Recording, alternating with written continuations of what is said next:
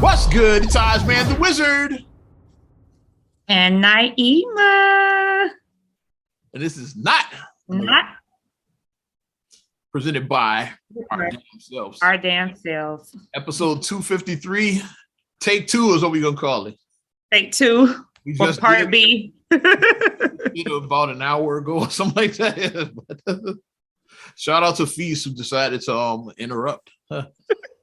We all know we mentioned on the first one. I forgot what we said and what we didn't. It's all mixed together. We mentioned that as we record this is the 4th birthday of little Khalil. Yes, boy, my baby, who was actually had his first moments in the public on this podcast 4 years ago. Yes. We made that a first maybe in podcast? Yeah. We made some podcast history, with a newborn on the podcast. Yeah. I don't know if that's ever happened, but we had a newborn on the podcast. Yeah, because you could hear him if he was getting his first they were whitewashing his little hair. First diaper change, all of that happened on the podcast. All of that. Mm-hmm. He was just, because I literally had just had him like an hour before we had recorded the podcast. Yeah. So we go. As we recorded the second time, Feast decided to show up to give his birthday gift. Yes. Me, I dropped by earlier, but I did mine before the podcast. I knew we were recording. I said, let me just drop this stuff. Right. Do what we do. But Feast unannounced and showed up. Hey, happy birthday. That's the way he rolls. We've been knowing him 40 plus years. So this is our brother we've known for 40 plus years. So I mean, we get it. He showed up here. I wouldn't have let him know I'm talking shit. Stop. Like I said, my list of people who could show up unannounced in my house is pretty much people that if you grew up in mom's house, like if we were at mom's house, you can show up unannounced. But like that's it. That's all. Anybody else, I'm like, Except Feast. I'm like, you better call me. But the kids were so happy to see him because they haven't seen Uncle Feast in a while. So he dropped off their birthday gifts and, you dropped off birthday gifts. So the kids are just so, like, they're going to be playing with birthday gifts for a while. They got a lot of love from family, a lot of love. That was the perfect time to purge off a lot of that old shit. Yeah, to get real. So while they're not paying attention to it. Because they're going to be focused on the new stuff. Yeah. I'm about to purge. I'm getting rid of that. Because like I said, how kids are, like they won't be thinking about it till you mention it. I was playing with that. No, you weren't. No, you didn't. I found stuff under their beds in their room. And I'm like, this is stuff like, it's under your bed. So obviously you're not using it. Obviously. So now is the perfect time to quietly get rid of some of that stuff that they're not using. Yeah, especially the stuff if it says like 12 months to 36 months. It's like nobody in this house is 36 months. All that has to go. Everything, all that is gone. You won't miss the old stuff if you're playing with the new stuff. You got to, though. You got to trick these kids sometimes because they will have you up here looking like Hoarders Part 3.9. And you'll be like, that stuff. Yeah. You'll be hoarding everything. It's like, we're not going to be hoarders. We're not doing that in this house. We're not. We're purging. We're getting rid of stuff. So, I'm thankful for my village. I just keep on saying that. I'm thankful and I'm blessed for my village. I am. Shout out to Feast, who said, "Yeah, y'all starting this shit over here. God damn it." We love you, Feast. We love you. We're pause it and then pick it back up and say, "No, it'd be funnier to roast them." So let's just start. No, we love him. We love him. We love him. That's the reason why I think it'll be funny if we just start over and make fun of him, then try to fix the one we did already. But it's all good. What else? WrestleMania weekend for all my wrestling fans. I want to touch on that real quick. Mania 38, baby. 38. WrestleMania 38. WrestleMania is 40, almost. I remember the first one. Yeah. First one I actually saw live as it happened, like it was on closed circuit then. There wasn't no pay-per-view. It's closed circuit. We had to go to a fucking place and watch it somewhere else. What? TV. What? That took me and Feast, took us to the closed circuit. Yeah. WrestleMania 2 was the first one I saw. Yeah. So the second one we actually saw. WrestleMania 3 was Hulk Hogan and Andre the Giant, right? That's the WrestleMania to me. WrestleMania. That was 3, right? 3 is the WrestleMania. Okay, see, that's the one I remember because I remember you had the poster. You had the stare down poster in your room. I remember that. Yeah, but it was the first one I actually saw live as it happened on closed circuit TV back then. Closed circuit. So it all ties together because Feast was that dad took me and Feast to see WrestleMania too. Yeah. And I remember, and that's where it started. That's when I really started getting into wrestling around. That's when you fell in love with wrestling. It was official at that point. I'd been watching a little bit before that, but seeing that WrestleMania, I was like, okay, like this. This is the greatest thing on earth, basically. And then, like I said, we're WrestleMania weekend, all of the festivities they do, like Hall of Fame was one of them. It went in this year, The Undertaker, the legend, the phenom, the dead Undertaker. Pretty cool. Seeing somebody you grew up watching, like who finally is getting his flowers while he's still here. Shout out to the legendary Undertaker. 3 years he did. 30, hell of a career. 1990 to hell of a career. 30 years. Crazy stuff. I like on his last match, and they had the hologram of Paul Bearer. I was like, it made me shed a little tear. I was like, oh yes, Maya. Yeah, the urn, yeah. Classic stuff. They were the best. Like the 80s and 90s, it was just like, it was just about that era. Like it was a special. It was like the best. We were kids then, but it was just special. It was the best, yeah.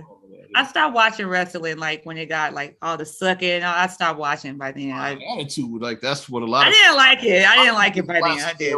Like is that, which Undertaker was also part of. Yeah, Undertaker. He had switched his first. He was like a cult leader during that time, and then he became the biker. He was playing with his character a little bit during that time. Yeah. I didn't like the biker. I liked him with like he looked like the Undertaker, like how the Back to the Future Undertaker. I liked him like that. That's what I liked. I liked that Undertaker. He was a cult leader a little while with the Ministry of Darkness. I'm being a nerd now. And then after that, he switched to the biker when he was the American Badass. I didn't like the biker. He switched up the character a couple times during that era. I didn't. Then he went back to the dead man because people said just go back to the old shit. Yeah. He got the hat and he. We don't like the biker. We don't like the cult. Go back to the old tombstone. See, I still remember the move, the tombstone. Go back to that. Yeah. Yeah. But since we got all of that out of the way, let's talk about the shit that's been talked about by you, your mama's mama, and your mama's mama. It's been running to the ground to death, but we're going to run it one more time because Oscars happened after we had recorded. I'm sorry, I don't know what you're talking about. I've been living under a rock for the last week. I've been under this rock for a while now. Well, since you didn't watch the Oscars, I will tell you what happened. You help me get from under this rock? Oscars, yeah. I will explain. Joking, I watched it. I watched some of it. I watched that part. Even people that didn't watch saw that shit. Yeah, I saw the slap. It was about 8 o'clock. That stuff that like fuck these award shows, they corny, but they definitely saw that slap because everybody. It was about maybe 8-ish when I turned it on because I was trying to get the kids ready for bed. I was, like winding down Sunday night, getting ready for bed, getting ready for school for the week. That's why I turned it on late. Ironically, yeah, the whole reason why I decided to watch the Oscars because it seemed like it was Will Smith's year. Because like all signs were pointing at him getting that Oscar, and I wanted to see that moment. Like, it's crazy. That's like the irony, the reason why I watched the shit. Right, because it's like that was a coveted moment because it's like he's been chasing. Because I might have sat that year at the Oscars out. Like 20 years? The Oscars out. Yeah, I might have sat it out. He had been chasing for like 20 years, right? I believe it was 2001, 2000, something like that. Whatever, 2000. Yeah, he's been chasing it for like 20 years. Yeah, whatever year Ali came out, like the early 2000s. That was his first nomination. And then Pursuit of Happiness, he got nominated again. He wanted to get nominated for the Concussion, to Tell the Truth. Tell the truth. He didn't get nominated that year, like what you're gonna cut back to that. The year that didn't happen, what Chris Rock said that year. We're gonna cover all of that. Yeah. And then so this is like really his Will's third nomination, the fourth one that he could have won, yeah. But he actually won for the King Richard. But that's not what anybody remembers. I still haven't seen, but I am going to watch it. I just haven't had a chance to watch it yet. So I know it's on HBO Max, so I'm going to watch it. Yeah. Available now on HBO. So everybody is like going back to what happened. So I'm not going to keep reliving that because we all saw the slap. We saw it. We saw what happened. On a G.I. Jane 2 joke. We saw him walk. Yeah. A joke that wasn't funny. Like, it wasn't funny. It wasn't funny. It was about a 25-year-old movie. Is like, right. But it's a joke. Well, you had to go like this, like, oh, like a better, like counter would have been more so like she could have been alongside in Black Panther 2. That would have been a better comparison because Black Panther 2 is relevant. G.I. Jane wasn't. It's like that. And there's Black people in Black Panther, and it's Black Panther for the culture. So it's like that would have been a better, but the G.I. Jane, it just really fell flat. Like, it was like, that's why the audience was like, He chuckled in there when Jada made the face, which I'm gonna make it. Shout out Damon Williams. He did a bit on his live. Yeah, he said because we have the same haircut. That's what Damon said. So I'll steal Damon's joke. Yes, me and Jada got the same haircut. You did. And then that's when all hell broke loose. The slap heard around the world. They calling this. Yeah. And wow, Will Smith just smacked the shit out of me. He's like. And then he's kind of continuing, keep my wife's name out your fucking mouth. Yeah, it was a G about G.I. Jane. I said, keep my wife's name out your fucking mouth. Okay, I will. Moving on. Then he had Chris Rock had his Chris Tucker moment after that where he was like, he was at the deer in headlights. Pause for a second. And he said, wow, we just had one of the greatest moments in television history right now. And Chris already knew that shit was going to go viral. It would. I'm sure it wouldn't have, because he said it right after it. After he had his Chris. Eyes got like really big, and wow, we just had one of the greatest moments in television history right now. Watching the video, but like the thing that gets me now, I said we saw that happen, but actually watching the different angles, because people who were actually there were uploading their own videos, so you could see what the camera didn't catch. You could see, like, because Mike Rappaport had a video. Somebody else had a video. I saw was the one where you could see Jada's response during that shit. After the slap, she was laughing the whole time. Yeah, she laughed. She was amused by that. Now Jada Pinkett is officially the face of toxic women, and I have no problems with that whatsoever. Fuck Jada Pinkett Smith, she's toxic. Will's the dumbass that said that divorce is not an option because he got divorced once before, but Will should have divorced that broad a long time ago, in my opinion. Way before entanglements, way before that. Yeah, the entanglement should have been problem. Like her and August should have just been dating. It shouldn't have been entanglement because like Will should have already divorced her before that even happened. Because my thing is, it's like, even on her Red Table Talk, I said, because I watch Red Table Talk. I would watch. Never will. Not every single episode, but I would like episodes that I watched the one we talked about when we did Red Bone Table Talk. Red Bone Table Talk. I ever watched it. I didn't even watch it. I just saw that clip that went viral. When he's like entanglement, and then he made the face. Like I didn't even watch that episode. The only episode I watched. I watched it. That's the only one I watched. Like I said, I've watched episodes that piqued my interest because it was some good episodes on there, like the one with Lauren London talking about grieving and gun violence. That was really good. Like, episodes like really, really are topics that you really need to hear about. It was a lot of good topics that are like, wow, okay. When they had women on there who warned against getting BBLs, it's been like good topics like that. Like, okay, like this is interesting. I'm gonna watch this. But that whole entanglement, like Marcus and I watched that together at the end when they bad marriage for life, and they fist bumped. Marcus and I were like, what the hell was that? We was like, what is that? Like he said he wasn't getting divorced. He said divorce is not an option. It's either get divorced or stay in a bad marriage. So I guess his choice was bad marriage for life. And Marcus and I was like, I guess, like, what the hell? Like, we were confused. Like, what is that? Like, we honestly confused because this dude said that divorce was not an option. So bad marriage is an option. Yeah.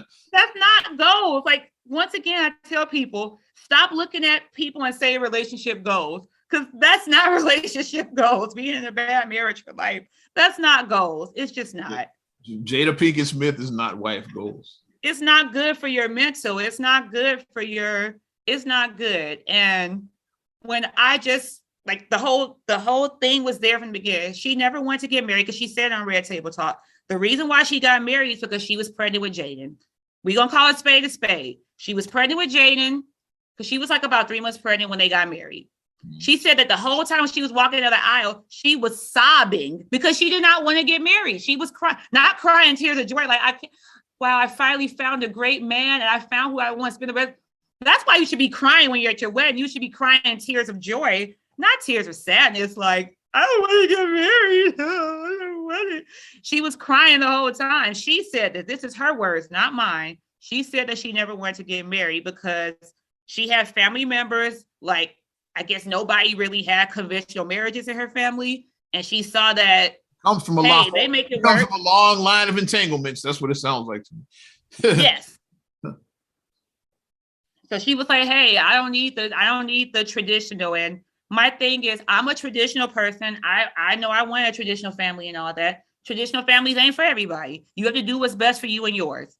If you know if you were square, you know you can't fit into a circle. You know you can't. Like, stop trying to fit into a circle. If you're a square, you can't. I'm a square.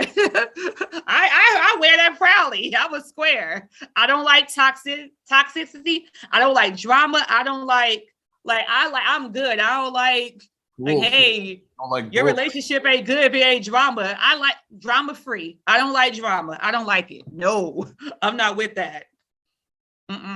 No, but if some people thrive on that, I don't.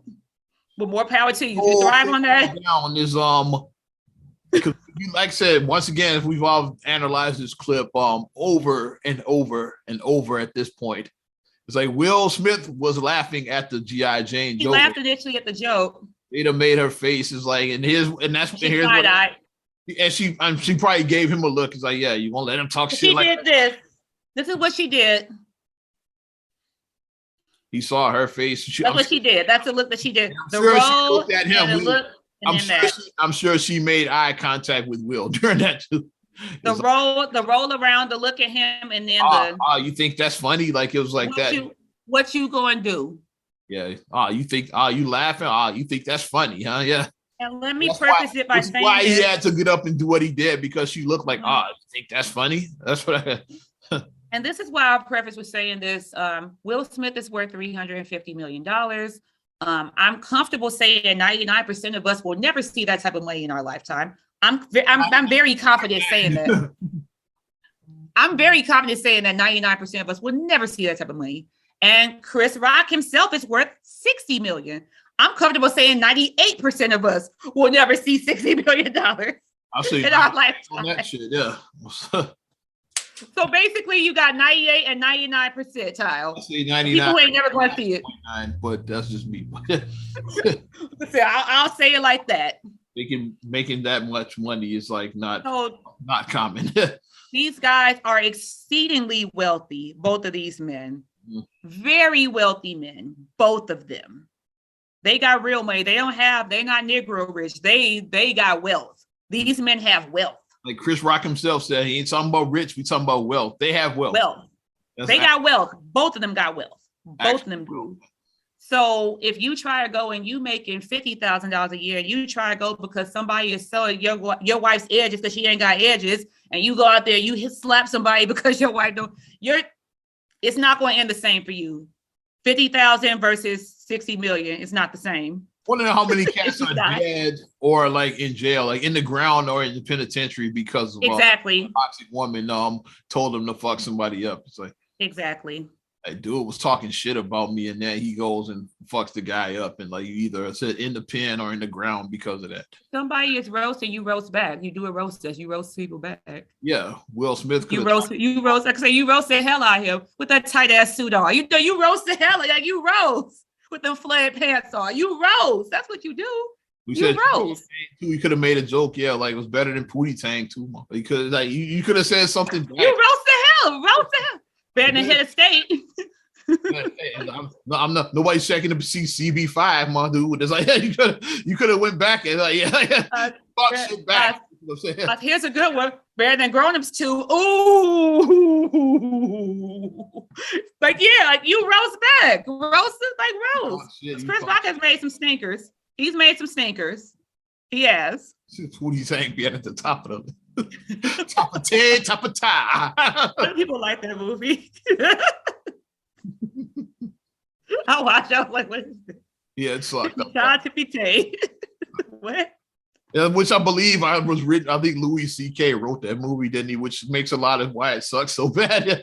I want to say Louis wrote that, which makes a lot of sense why it was so bad. But here's why I say after borrow from our friend Jael.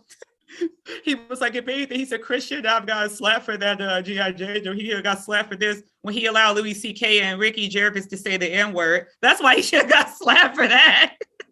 Not for G.I. Jane. That joke was corny. A lot of people, that's when they turned on Chris Rock, was like around that time. That's when, okay, I get that. That's why he should have got slapped. Like, okay. Those I don't know what we're talking about. It was like a panel of comedians. It was like Chris Rock, Seinfeld, Ricky, and Louis were like all in the panel together.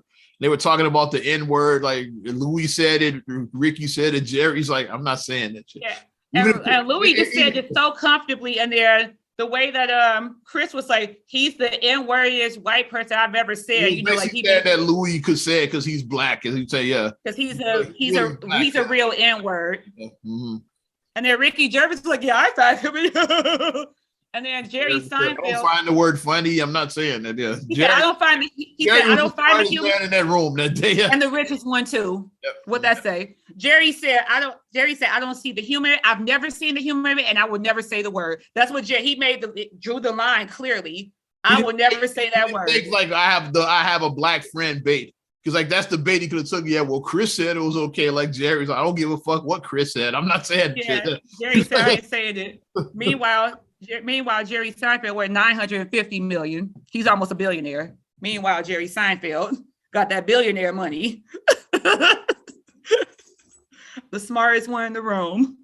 He was the smartest one. For all intents and purposes, Louis C.K. is fucking canceled for the most part. Yeah, he's canceled because he was a creep. Because he like was jerking off in a pot or whatever, a plant. It was just really off in a potted plant or something. Like Louis, Jerry. They got him the hell out of there. They got him the hell out of there. He was the voice of Max on The Secret Life of Pets. By the time The Secret Life of Pets 2 came out, no Louis C.K. They was like, get him the fuck out of here. They got him the fuck out of there, basically. I was like, oh, no Louis C.K. in this version. Okay. The Secret Life of Pets 2. And nobody missed it. Get him. That was a big movie. It was, but I was gonna say he jagged it, but I mean, is that pun? You know, he did. He jagged it. So, hey, you know. But that's why. And what's really like, there's a lot of mostly women out here saying that Chris Rock deserved the slap, and like, yeah. And mostly women saying if my man ain't fighting, so your man's gonna end up either getting arrested or end up getting shot for that. But that's what's gonna happen. What was defending his woman is like, which I disagree. Like I said, defending, if Chris had put hands on your woman, that's one thing, but like making a bad joke is like, yeah, because the joke was corny. It was a corny joke. It was corny. It was a bad joke, but it was a joke nonetheless. You don't put hands on somebody over saying shit. Yeah. And like I said, and I guess because I also preface it with this because Jada has discussed her alopecia on the Red Table Talk. To be honest, like most people, including myself and Chris Rock, did not know that. Yeah, because she's discussed that, like I said, on Red Table Talk. Because like I said, I watched it and I saw what she said. The hair scarves that I wear, they're not just for fashion, because a lot of women do wear head scarves. A lot of women do that. And she was like, it's not just for fashion. She was like, I'm losing my hair. And that's what she was dealing with at first. But then she said, fuck it. Bald is beautiful, because I've seen some like her girlfriend's co-star Tiffany Haddish shaved her head. So like I think Jada, like I said, that probably inspired her to do that. She said, "Fuck it, I'm gonna shave my shit." In all seriousness, like Jada is a beautiful woman. Like I think that like I said, she rocks the ball. Like I mean, she looks good with it. She got a nice shaped head. I said she got a nice shaped head and everything. Like she looks nice. She's all right. She does. She does. She looks nice with it. So she can rock any hairstyle. What I'm making, like, I'm not about to give Jada Pinkett a compliment. I know what you're saying, but I mean, I'm just saying that just calling a spade. Like everybody, like she can rock any hairstyle, so it doesn't matter like what she has on her head. It doesn't. But I mean, but it does have to take you to get to the point where you are comfortable in that, because I do know several women who suffer from alopecia, and It's like it is a sense of you have to own that. You have to be able we have a cousin that did that. We have a cousin who has alopecia. Yeah, her hair because of alopecia and shaving. Mm-hmm. We got a cousin. Yeah, but a lot of women aren't comfortable at first. Like, they'll wear their wigs first because they're just not comfortable taking it off and fully embracing it. But once you get to that point, this is me. But especially more women, and especially Black women, like are defined by their hair. Chris Rock even made a movie. Yeah, a whole movie, Good Hair. Because of he got daughters over there. He made his daughter asked him, "Daddy, why don't I have good hair?" Mm-hmm. And his daughter was maybe around my daughter's age at the time when she asked him that. So it's heartbreaking when you hear your young child like ask you a question like that. It's like ask you about a good and bad hair joke, like they had a scene of some school days and shit. Right. But like Black women, we are really protective of our hair. We are really like, which is why it's that's a bold statement, or like when a Black woman shaves her head like that, it's like because like Black women are really defined by their hair for whatever reason. Mm-hmm. They did a movie on Netflix with Sanaa Lathan when she shaved her hair, Napoli Ever After. I remember that movie. That was good. Like I watched it, I was like, yeah, because it is something about when you cut off your hair. Like I've never shaved my hair, but I've cut my hair short. I've cut my hair short like this. And like people, when they saw that I could grow my hair long, it's like, why would you ever cut your hair to begin with? Why would you cut your hair off? It's like, I think Tiffany Haddish just did it just because. I don't think it was a particular reason. She just said, I've never shaved my head. I think that's I've never felt my scalp, but she said, I want to feel my scalp. But she just did it because, like I said, Jada's Girls Trip co-star. Yeah, she and that might have inspired Jada. It's like, well, if Tiffany's brave enough to do it, I can do it.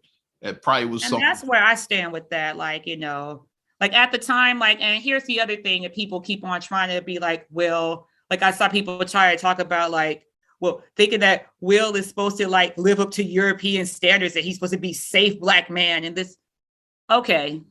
I never mentioned race. People was like, if it was two white comedians to do it, you wouldn't say that this is embarrassing the Black race, because I can't admit this for whatever reason, when Black people, when we do stuff sometimes that isn't such great behavior, we do tend to be like, you making us all look bad. Like we tend to do that as Black people. A lot of us tend to do that. But I didn't hear race brought up by anybody except the race hustlers. Like, but my thing that I said, like either that's stupid or I agree with him. Like, yeah, like that's what regular folks see. Like only the race hustlers brought race into this shit. My thing that I said from the beginning, that I said, these are both 50-plus-year-old men. Will is 53, Chris is 57, I think. I'm like, these are very grown men. Like 50-plus-year-old men shouldn't be out there duking it out. Like that's just how I feel. Like you're 50, you're grown as fuck. You shouldn't be out there. You can't fist fight. Like you can't be out there fighting at 50. You can't do that. That's you too old for that. Like Danny Glover, you too old for that shit. You way too old for that. You gotta do stuff another way. But my thing is, I'm not actually upset that, like, at the time it was a heated moment. His chick looked at him like, what you want to do? You want to let him pluck me like that?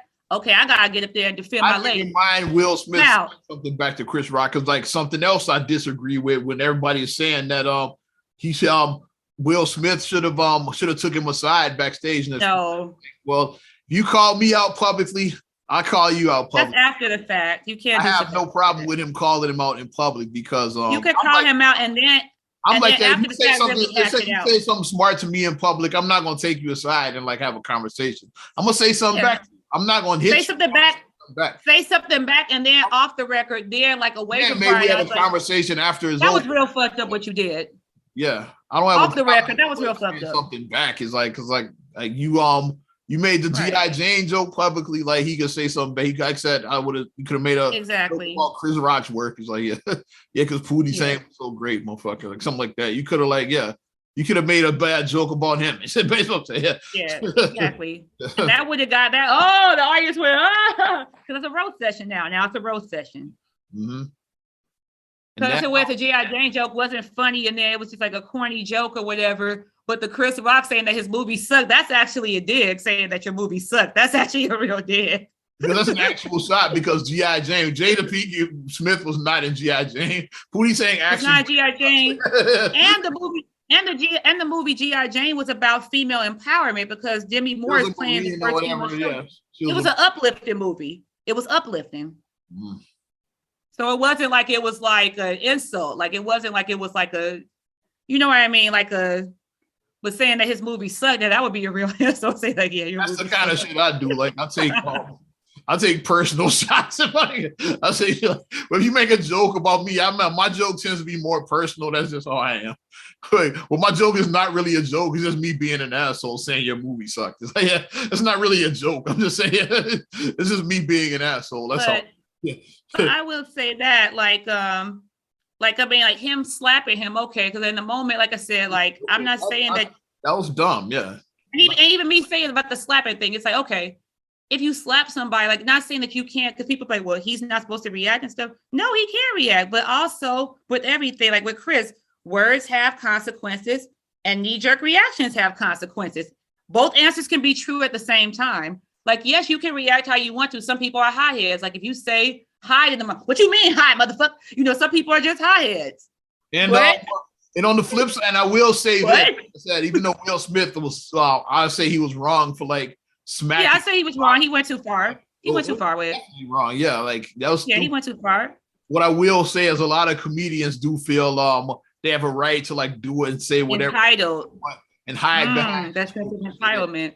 Hide behind the joke. It's like, yeah, it's like you can. It's a joke. Most ratchet, vile, mean, whatever, mean spirited. Then lighten up. Somebody gets mad, like, dude, it was just a joke. Whoa, lighten up. I'm a comedian. You know, I am a comedian, right? I know a lot of comedians. We both know a lot of comics. We both know a lot of comedians. More than you, but like we both know comics. It's like, yeah. Mm-hmm. And they'd be like, whoa, it's lighten up. It's a joke. I'm a comedian. Calm the fuck down. It's like, but after you get paid in porn. Yeah, that shit was like mean spirited. Like sure, you're a comedian, but like that shit wasn't a joke. What you just said, right? Yeah, it was mean. I'm really trying to cut deep to my soul and shit. Yeah, so like Chris wasn't there. He made a no, it wasn't Emily. Yeah, it was a corny joke. Chris did that, but yeah. But comedians do that shit. Some comedians do that. They'll say fucked up shit and then try to hide behind it being a joke. And here's the thing, like I said, Will, in that moment, Will felt that was the best way he could do to protect her.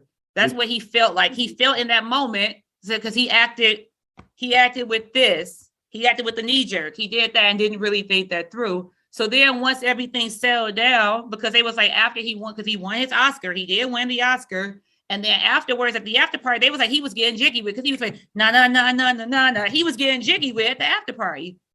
At the Vanity Fair after party, it was like he seemed unbothered. But then the next day, when all the dust settled, he did an official statement that in the moment he didn't realize how bad that shit was. Like how fucked up it was. Yeah, how the whole world was talking. Will Smith was Kanye West and shit. After pretty much the whole world was talking about that shit. Yeah. And like when you in there, like, Will Smith, he's in the ceremony, and like most of these celebrities, and like most people in general, like when you did in there, like. He wasn't on his phone. He wasn't on his phone. Well, like you see all the alerts, like everybody talking about you. Now you in the room, like you in the moment.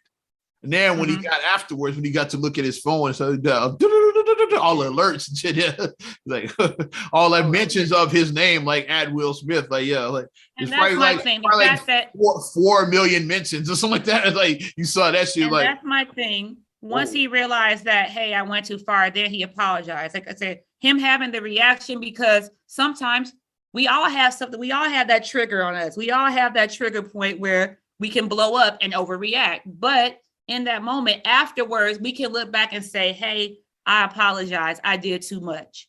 Yeah. And that's just, like I said, that was acceptable, I feel. On the Breakfast Club years ago, DJ Envy almost had a Will Smith moment when the Jesus and Mero episode. They made a joke about his wife once again. About his wife, yeah. It's just always include wives for some reason. Like these moments, like wives always like, yeah, but hopefully Marcus never does no shit like that. But yeah, it's all his wives. Because they made a joke about Envy's wife being with him because he had money. Which what a lot of people don't know, like Envy was with his wife way before he had money when he was broke. And so like his wife probably said something like, yeah, like just like Jay said, yeah, you gonna let him talk shit about me like that? I was like that. Yeah. And then like when they were on Breakfast Club a little bit after that, he just went off and but what Envy, the difference is like Envy, like he had his words with me and he got up and left, walked out of the interview. He didn't put hands on him. That's the big difference. Because he knew that it was about to go there. Envy was just smart to like walk it off. Yeah. Because like you could feel like if I stayed in the room, he said I might have like hit one of them dudes or both of them. Right. So he just got up, like after he said what he said, he just got up and walked out in the middle. He basically cussed him out and left, basically. Y'all are clowns and all of that. And then he like got up and left in the middle of the interview. And then like it could have turned into that, but then now he looks back because like him and Desus and Mero like cool again. He was like, yeah, I was in that moment, yeah, I was wrong. Like MB. Yeah, and like that's maturity. You can admit that, hey, in that moment, I'm human. And no one's telling you not to be human. We're emotional creatures. Humans are very emotional. We're not robots. Things trigger us. Even people who claim to be the thick-skinned people, and I can take a joke and nothing bothers me, I'm unbothered. Everybody has something that sets them off. Mm-hmm. Everybody is bothered by something. Mm-hmm. Everybody is. My thing that I just worry about now is now that you've opened up that Pandora's box now, it's like, are people going to start trying to say stuff to trigger you, Will, because you worth that $350 million and now people are trying to get a payday. That's just my thing. And on the other side, which like I said, that's my thing. Yeah. Like I said a few minutes ago, I know a lot of comics and now comics are worried about that. Has Will Smith given the green light for like spectators to attack comedians about jokes? It's like, cause like they say Will Smith did it. Is like people there like so. Which I go back to, if you ain't in that tax bracket, it's not going to work for you. Like I said, nothing's going to happen. If somebody's doing a joke at Riddles, like at one of the comics we know, is like, yeah, I ain't worried about somebody running up there and attacking them and shit. Yeah, right. Because like it's not going to apply. This is not going to apply. Comedy clubs are like basically you about to laugh. It's like a lot of the comedy clubs are like the size of like your living room, like that. My living room, yeah, they're like the size of my living room. Somebody could get to you quick. It's like it's not like you're gonna have like even if you have security, it's like it might be like 50. You're real close at these comedy clubs. It's like 50 chairs, 50, 75 chairs in there. And like the chair in the first row is like right on top of the stage, pretty much. Like this, right, that's where it is. You in the stage is like so. If somebody wants to get you at one of these clubs, they can get you. It's like so. A lot of comics are worried about that. Has Will Smith given the green light for like motherfuckers to run up and attack comics? Well, if they don't like that they said about them. Yeah. Well, somebody who responded who's not for the shits, Tony Rock. Yeah, Chris' brother. Did you see his video? I did see Tony, but you explained it, and I have another comedian that said what he said. Tony Rock said basically, because like he did a show in Raleigh, North Carolina, so it was like right after I said, because obviously he's a comedian, so like this show was like playing well in advance before this Oscars incident, because he's doing like his stuff. I think he's with some more. I think that's who he's on. He's on tour with. I think he's with some more. So like I saw the clip of him, and you know what song he came out to on the clip? I won't deny it. I'm a straight rider. You don't want to fuck with me. That's what he came out to Tupac. Okay. And he said, I'm setting some ground rules now. He was like, we on Pac for the rest of the year. We on Pac. He was like, this ain't the motherfucking Oscars. If you come up here, he said, the only thing you're going to hit is these motherfucking hands. That's the only thing you're going to be nominated for is these motherfucking hands. You come up here on me, you're going to catch these hands. And he's like, I'm laying these ground rules. And he was like, you just smacked my hand. He addressed it real quickly. He said, you just smacked my brother? Really? And he was like, oh, but best believe me. He was like, it ain't over. He was like, because he was like, you said, he basically said, like, I don't know. I don't accept your apologies, what Tony said. I don't know if Chris has accepted it because Chris hasn't said anything. Mm-hmm. He said, Tony said, I don't care if I never work in television or film again. I don't care. I have nothing to lose. I don't care if I ever work on TV again. And then he said, and he prefaced it with this. He said, people don't realize it's 10 of us. He said, it's 10 Rock brothers. They don't realize it's 10 of us. Mm-hmm. It ain't just me. It's a lot of us. It's a lot of us out there. I was like, whoa. So he was like, hey, he said like he wants smoke. Like he ain't going for it. He's like, I got 10 brothers. I didn't realize it was that many of them. I was like, damn, that's a whole football team of them. So Like when the Morris brothers was trying to get the smoke with the Jokic brothers, and the Jokic brothers said, "You don't want this smoke." Yeah, all right, we'll see you in They Miami. They laughed at Serbian. They laughed at Serbian right there. They was like, "You don't want this smoke." We got our team. They were like ready. Everyone won't come to that next Nuggets game. That Nuggets. Yeah, the Jokic brothers was like, "Yeah, okay, we want this smoke." Yeah, we there. And the Morris twins was like, "Hey, they was out there after that." And then it ended after that. But once again, like abruptly. But like you won't. So these cats in places like that, a lot of these foreign countries, but like you don't want that. Come on. No, you don't want that. Well, they've been seeing war since they were like Khalil's age. And, war and shit, basically. Yeah. You don't want that. Morris twins. Leave it alone. Yeah, we good. Leave it alone. And once again, the Jokic brothers aren't celebrities, so they got nothing to lose. We ain't got to worry about them getting suspended for life from the NBA. Like, we don't care. Like, y'all got to worry about that. We don't care. We got nothing to lose. But Tony Rock laid it out there. So he basically said, if you want to come on stage and get to him, he said, you want to catch hands. Tony said, you catch hands. He don't care. He's like, I ain't my brother. I ain't got nothing to lose. I ain't my brother. So he was like, I don't care. I was like, okay. Like, yeesh. But I hope that it doesn't get I hope it doesn't get ugly. I hope everything, because like it was a stupid thing. In that moment, Will Smith lost his cool. Will Smith, usually who's cool, mild mannered, he got jiggy with. Will Smith is welcome to Miami. Will Smith is he's Will Smith, he's a Fresh Prince. So he lost his cool. He lost his cool in a moment. He showed he was human. He lost his cool, mainly because he's been a meme for the last 2 years. After entanglement, he became a damn meme, and he's been a meme for 2 years. Which is why.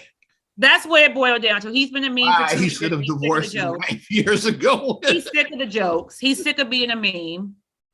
Everybody can't handle being a meme. Like, Jordan leans into his meme. Jordan's like, yeah, okay, y'all laugh at me crying. Crying Jordan got shit on entanglement. That's Jada, that part. Apart from Jada, that part. Yeah. Some people lean into their memes. Another comedian that has some strong words to say was Mr. Jim Carrey. I saw his. Got in on this. He said that what he was most disgusted at it the way the crowd at the Oscars just basically ignored what the fuck they just witnessed. Because like at the end of the night when Will Smith got his Oscar for King Richard, he's talking about the standing ovation. He's like, y'all just see this motherfucker assault somebody. Like, why are you like celebrating this dude? He's like, because the way like they were just like, like just applauding. Like, I probably wouldn't have stood up after that. I'm like, fuck Will Smith. Yeah. Like, I'm happy you won, but like, yeah, he's a clown. I'm not celebrating that. I don't know. Like, that's what I would have been. I'd have said I wouldn't have stood up at that shit. It's like, happy you won, but yeesh. Yeah. Yeesh. He said that. But his Oscar's not going to get rescinded. People say they should rescind. Like, why would his Oscar get rescinded? No, we're going to some people say it should get rescinded. It should not get rescinded. It should not. If you're going to rescind this Oscar, it's going to be a lot of shit you're going to have to rescind. It's like, yeah, rescind, like I said, rescind Harvey Weinstein shit then. Rescind all his shit, Yeah, rescind R. Kelly's Grammys. It's like, it's a lot of shit. There you go. Let's just open up Pandora's box. Rescind Bill Cosby's Emmys. Rescind OJ's Heisman Trophy. It's like, it's a lot. There you go. Like this. If we go down that rabbit hole, like, yeah, it'll never end. It's like, yeah. Said Weinstein, like you got to take his Oscars away. Yeah, all of that shit. Yeah. Jerry Lee Lewis, because he married his 13-year-old cousin. It's like you gotta break it down. Like if you're gonna open that Pandora's box. But he won't be. Yeah, but he did resign from the Academy. He did do that. Yeah. Oh, that was real. Okay, because I didn't know if that was like an April Fool's thing. Because I just anything that was like posted on that Friday, I was like, I'm not trusting. First, you kind of questioned it. Yeah. Yeah, anything posted on the first, I was like, because people was posting like, I hate the pregnancy posts. Mm-hmm. Don't announce your pregnancy on April Fools. I hate when people do that. Oh, and the funny shit I forgot to mention before I wrap up this Jim Carrey quote is for all the people in the cheap seats, like we mentioned the race thing earlier, is like if I bet you wouldn't have done that to a white comedian, like it is a good reason why he wouldn't have done it to a white comedian. It was dumb. Jim Carrey said that he'd sue Will for $200 million after that. So Chris Rock is not even gonna press charges. So that's why he wouldn't do it to a white comedian. white folks don't care about that shit. They like, this is business. It's like Jim Carrey said, yeah, I would hit him for I'd have sued him for 200 million right now. Yeah. It's on camera. He said they have it on camera. So it's not like it didn't happen. We have a whole video. It's a video of it. So for those of y'all saying he wouldn't have done it, yeah, it's a good reason. Like if that's the case, it's a good reason why it wouldn't happen because of that. Why people want to try to hit you in that pocket. That part, as they say, that part. But I'm just like, but nothing's going to transpire. So Chris isn't pressing charges. He's not going to sue Will. They probably are going to do a red table talk in the next 2 to 3 weeks, I imagine. Yeah, you're gonna have to get me up on the details on that. They're gonna do the red table talk. They're gonna have a kumbaya moment. They're gonna hug it out, and they're gonna have a kumbaya moment, and that's what's gonna happen. I'm definitely not watching, so you fill me in on that. But like I said, if you're not in that tax bracket, don't try this shit at home because you will get fucked up. Don't try it at home. Just letting y'all know that. What a mess. Sorry, not sorry. And I forgot. Go ahead. I forgot what I was about to go with that. I lost my train. I might just stop with. I just hope that this is over with, and let's stop dissecting and making it be. Like I said, Will just got tired of like the memes. He got tired of being the butt of jokes, and that slap. Like I said, it wasn't necessarily because what Chris said wasn't that bad. Like I said, yes, he did make fun of her alopecia unknowingly, from what I view. So I mean, it wasn't like it was the worst, like the most malicious. It wasn't like it was like a malicious joke or it was a corny joke. I keep on going back. It was corny as fuck. The joke was corny. It wasn't even funny. It was corny. It was a joke. It was corny. Yeah. And the reason why that assault happened, like we said, is because Jada made that stupid face she made, and that's it. Yeah, you're gonna let him talk. What you gonna do? Yeah, you gonna let him you think that shit is funny? You think that's funny? Now, as men know, like I said, whenever your wife gives you this look, like, oh shit, I'm in the doghouse. Every husband, no husband wants to be in the doghouse. Even though they got like they got like 200 acres in there, whatever. They got a big ass house still. So he definitely accomplished his goal. If he wanted his goal to be about to people not talk about Jada's bald head, he definitely accomplished that goal. So all anybody is talking. We won't be sleeping on any couches. Like let's just say it like that. Like they have a whole. They have like a different wing. That's the goal he was going for the slap. Okay, like nobody's going to even remember the GI Jane. No one's going to even remember it. Like, and congratulations to Questlove because like his speech got overshadowed. I felt the most sorry for was Questlove because the Oscar that Chris was presented was Best Documentary Film, which Questlove won. Questlove won, but rightfully, like he won that. Yeah, he won that shit. So can you tell me what Questlove said in the speech because I can't. And I had to on that whole time, and I can't tell you one thing he said in his speech because after that, because like my first reaction was like, was that shit real between Will Smith and Chris? I know he mentioned his father. That's about because like I know he got really emotional when he started talking about his father. He started crying. Questlove. I didn't realize Questlove had won until I looked up and then oh shit, Quest won. And he was wrapping up by the time I realized he won. I was like, see this stupid Will Smith, Chris Rock stuff. I miss Questlove. I was like, yeah, that pissed me off. You know me, like we come from the hip hop generation, which is why for all these years I've been rooting for Will Smith to get the Oscar. I was like, don't want to see like a rapper win the best actor. Yeah, that's why every time he was nominated, I would root for him to win.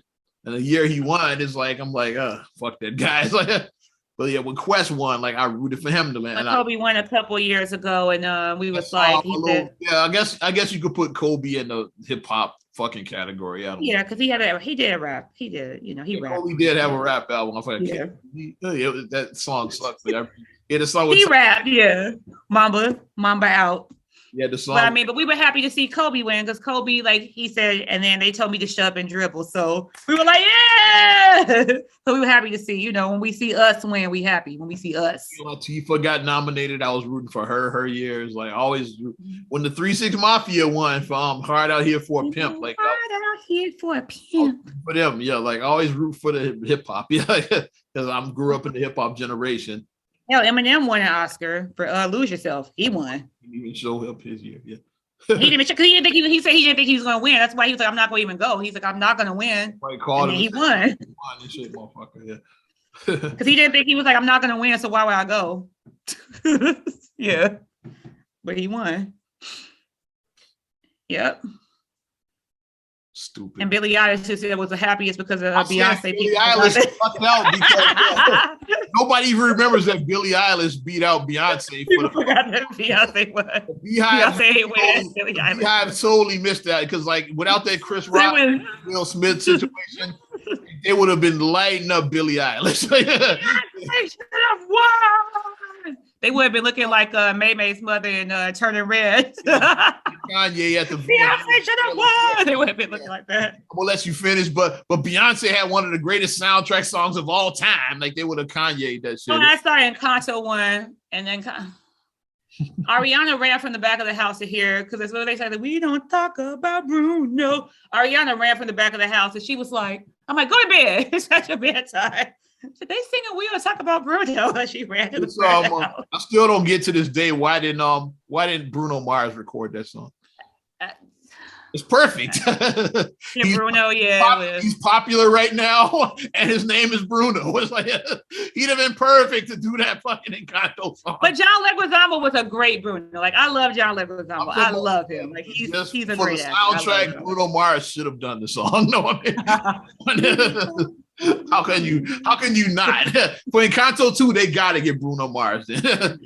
Because you know it's gonna be a part 2, because from what I hear, like it's not just Ariana, like it's a lot of kids like her age that are obsessed with that Encanto. We watched Encanto. Ariana has watched Encanto at least 6 or 7 times. Like and she got the little Encanto figurines. I'm gonna play Encanto. Like Disney know what they be doing. Disney and Pixar know what they be doing. Encanto to them was like the Itchy and Scratchy movie on The Simpsons. So like, yeah, it was 3 times. I've seen it 6 times, and Bart didn't see it. Like the other kids are seeing it over and over. You really must be anybody who saw the movie wouldn't say that. Come on, let's get him. That Bruno song. If you want a point of reference, that Bruno song is basically the Let It Go of this year. The Let It Go, Let It Go. It's basically what that was, what Frozen was in 2013, I think. 2012, 13, whenever Frozen came out. Basically, that's what that Encanto song is. It's basically Let It Go for today. It's everywhere, and your kids are going to be singing it all day. You just got to, okay, this is like the 100th time I heard this song. Okay. So there it is with the whole Oscar spiel. What happened? Also, that I think we can end with the fucking Oscar. We got a whole episode. Unless you got some quick ones. I got some rapid fires. Coach K is out. Final 4. Oh yeah. Let's talk about it. They lost. North Carolina with the spoiler. Yeah, they spoiled. North Carolina, come on and raise up. They raised up. Ended the dream. Yeah. They beat Duke in the Final 4 on Saturday. Yeah.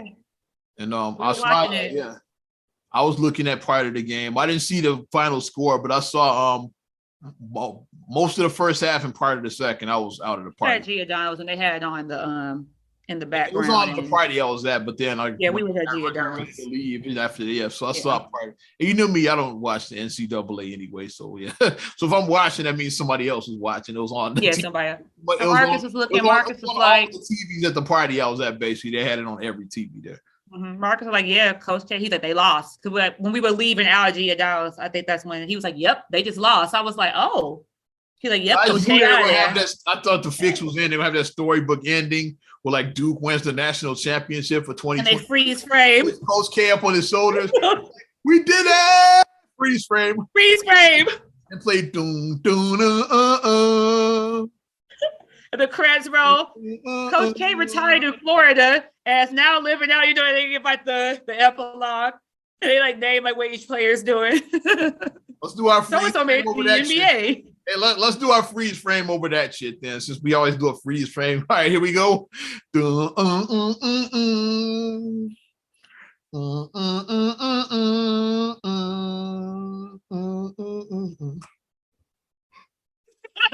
Freeze frame.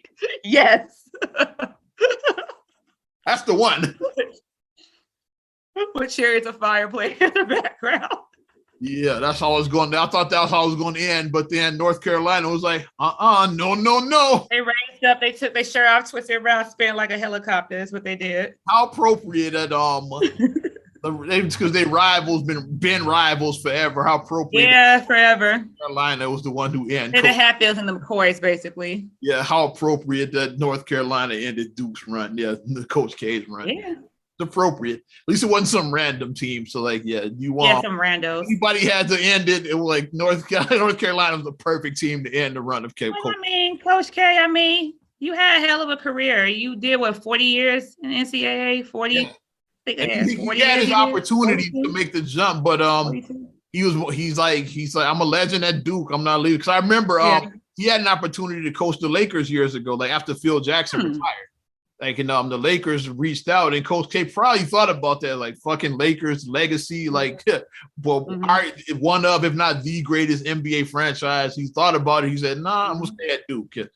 But he definitely thought about it. I remember when that was the thing, like Coach, like Duke, the Lakers reached out to Mike Krzyzewski, like they definitely reached out to him. Like he decided to still. You had a great career, 42 years. Your last year, you make it to the Final Four.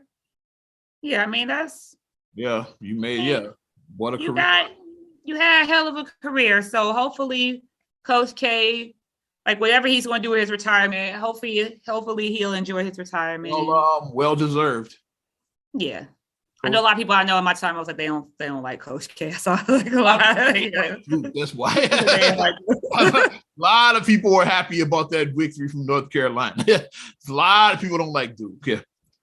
So, and like the legacy that of the legacy of the Duke. Let's talk about some of that talent, that has come from Duke.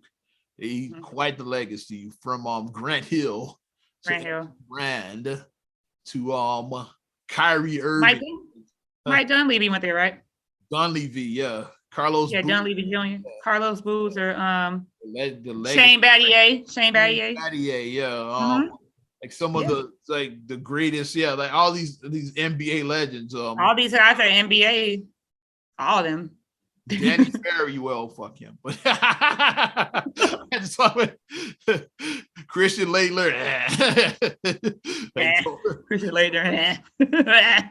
So like the current guy, like Zion Williamson, it's a Duke product. The current, so they were all there at like his final game of the season. Like they were all like, when they panned the crowd.